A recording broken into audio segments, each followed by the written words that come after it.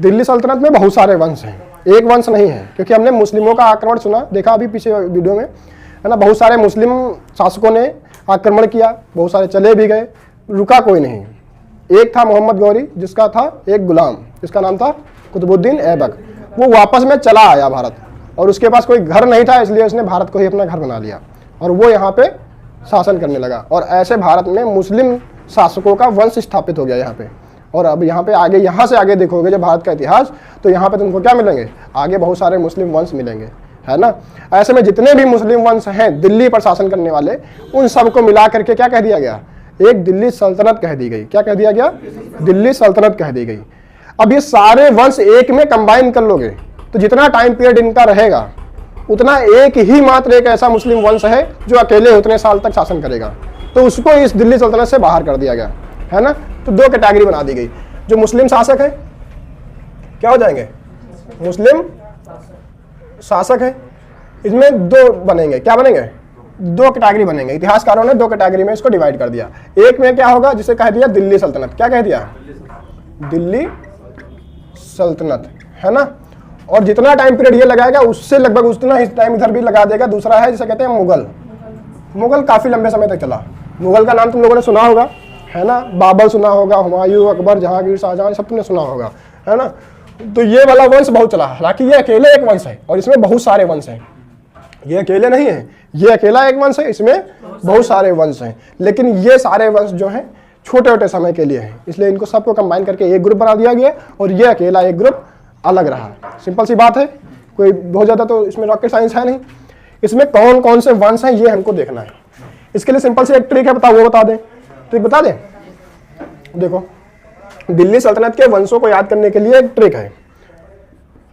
कौन सी, देखो, सारे वंश अगर तुमको याद करने हैं, सिंपल से सारे वंश याद करने हैं, तो वंश की ट्रिक है। ये क्या है, वंश की ट्रिक है। इसकी ट्रिक है गुलाब खिले तो, हाँ, गुलाब खिले तो सांस लो, है ना। कोई बहुत कठिन है क्या, इसमें केवल ये दिल्ली सल्तनत है, ये मुगल इसमें नहीं है ना। इसमें केवल क्या है, दिल्ली सल्तनत है। वंश में कौन कौन सा है, गुलाब से ध्यान रखना, गुलाम वंश कौन सा हो जाएगा, गुलाम वंश हो जाएगा। खिले से क्या हो जाएगा, खिलजी वंश। कौन सा वंश हो जाएगा, खिलजी वंश। ये वंश का इधर लिखा हुआ है ना। तो गुलाब से क्या हो जाएगा, गुलाम वंश, और खिले से खिलजी वंश। तो से क्या हो जाएगा, तुगलक वंश हो जाएगा। तो से क्या हो जाएगा, तुगलक वंश। सांस से क्या हो जाएगा, सैयद वंश। क्या हो जाएगा, सैयद वंश हो जाएगा। और वहीं लो से क्या हो जाएगा, लोधी वंश हो जाएगा। बिल्कुल सिंपल सा लॉजिक है, कोई कठिन तो है नहीं। लो से क्या हो जाएगा, लोधी वंश। लो से लोधी वंश। एकदम आसान है कि नहीं है, कोई बहुत कठिन है क्या, सिंपल सी बात है। गुलाब खिले तो सांस लो, ऐसे कर लेना। गुलाब से गुलाम वंश, खिले से खिलजी वंश, तो से तुगलक वंश, सांस से सैयद वंश, और लो से लोधी वंश। सिंपल सी बात है। ये सारे दिल्ली सल्तनत के वंश हैं, है ना। इनका टाइम पीरियड भी देखो, टाइम पीरियड बता दें यहाँ पे। तो ये चलेगा तुम्हारा, गुलाम वंश कहाँ से स्टार्ट होगा, 1206 से, जब किसकी मृत्यु होगी, मोहम्मद गौरी की मृत्यु होगी। तब ये क्या करेगा, भारत की तरफ अपना रुख अपनाएगा। 1206 में कुतुबुद्दीन ऐबक आकर के भारत में इस वंश की स्थापना कर देगा, है ना। और ये वंश चलेगा 1290 तक। कब तक चलेगा, 1206 से 1290 तक। खिलजी वंश की बात करें तो खिलजी वंश इसी के आगे कंटिन्यू होगा। ये सारा सीक्वेंस में लिखा है, जो क्रम ये लिखे हैं ना, इसी क्रम में ये सारे वंश आए हैं, है ना। तो 1290 से आगे कंटिन्यू करेगा खिलजी वंश। ये कब से आएगा, 1290 से स्टार्ट करेगा और जाएगा कब तक, 1320 तक। कब तक जाएगा ये, 1290 से 1320। तुगलक वंश की बात करें तो क्रम से है, तो अगला इसी से 1320 से ही स्टार्ट होगा। 1320 से स्टार्ट होगा, कहाँ तक जाएगा, तो 1414 तक जाएगा। कहाँ तक जाएगा, 1320 से स्टार्ट होकर के 1414 तक जाएगा। अब अगला सैयद वंश हो जाएगा। इसके बाद में क्या आएगा, 1414 से स्टार्ट होगा। सिंपल सी बात है ना। तो 1414 से स्टार्ट होकर के 1451 तक जाएगा। एकदम सिंपल सी बात है। और अगर लोधी वंश की बात करें तो स्टार्ट कब से होगा ये, तो सिंपल सी बात है, कॉमन सेंस है, 1451 से ही स्टार्ट होगा। तो इसको कहाँ से स्टार्ट करेंगे, 1451 से स्टार्ट करेंगे और 1526 तक ये जाएगा। क्योंकि तुम्हें पता है 1526 में क्या होता है, पानीपत की पहली लड़ाई होती है। और वो लड़ाई जीत लेता है कौन, बाबर किससे लड़ता है? इब्राहिम लोदी से।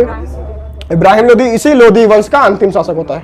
उसको मार करके एक नए वंश की स्थापना कर देता है जिसका नाम होता है मुगल वंश। और मुगल वंश हो जाएगा इसी 1526 से स्टार्ट हो जाएगा। कब से स्टार्ट होगा? इसी 1526 से स्टार्ट होगा। कब तक चलेगा? 1857 तक, है ना? 1857 तक चलेगा। और 1857 के बाद में भारत की कमान किसके हाथ में आ जाएगी? अंग्रेजों के हाथ में आ जाएगी। सिंपल सी बात है। तो ये याद करना कोई बहुत बड़ी रॉकेट साइंस तो है नहीं। याद हो जाएंगे ना, सारे वंश याद हो जाएंगे, वंश का टाइम भी याद हो जाएगा, है ना?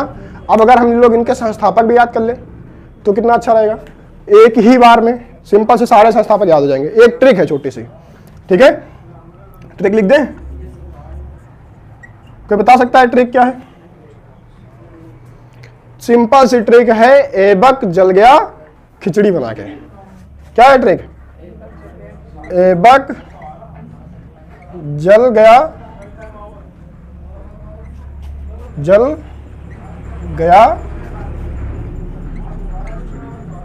खिचड़ी बना के। सिंपल सी बात है कि नहीं? तो ये गुलाम वंश यहाँ पे है, तो गुलाम वंश का संस्थापक कौन हो जाएगा? यहाँ पे संस्थापक लिख दें इसे। इस वंश का संस्थापक कौन हो जाएगा? कुतुबुद्दीन ऐबक हो जाएगा। हो जाएगा नहीं हो जाएगा? कुतुबुद्दीन ऐबक, पूरा नाम नहीं लिखे हैं, समझ जाओगे। कुतुबुद्दीन ऐबक क्या हो जाएगा? इसी गुलाम वंश का संस्थापक। इसी खिलजी के नीचे जल लिखा है तो क्या हो जाएगा? जलालुद्दीन खिलजी। क्या हो जाएगा? जलालुद्दीन खिलजी हो जाएगा। क्या हो जाएगा? जलालुद्दीन खिलजी हो जाएगा। सेम तुगलक के नीचे गया लिखा हुआ है। तुगलक के नीचे क्या लिखा है? गया।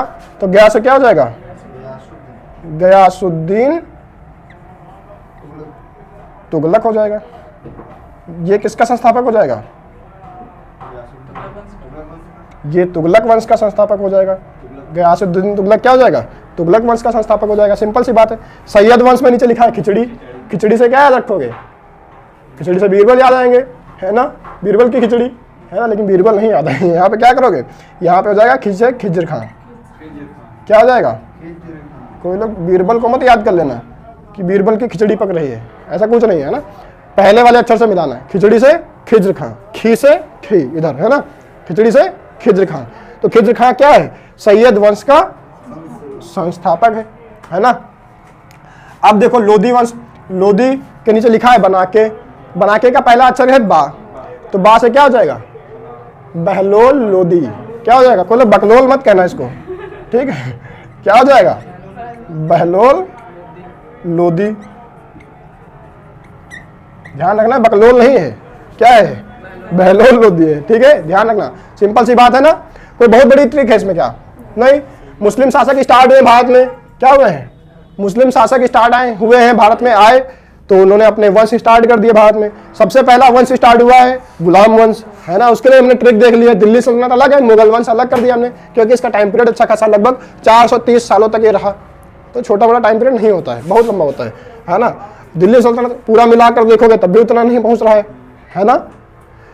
तो इसमें बहुत सारे वंश आए, गुलाम वंश, खिलजी वंश, तुगलक वंश, सैयद वंश और लोदी वंश। यहाँ कुतुबुद्दीन ऐबक से शुरू हुआ है और इधर आकर के लोदी वंश में सिकंदर लोदी के आसपास ये खत्म हो जाएगा, ठीक है? कोई दिक्कत इसमें नहीं? याद हो जाएंगे टाइम पीरियड पूरा, है ना? पूरा छाप लिया।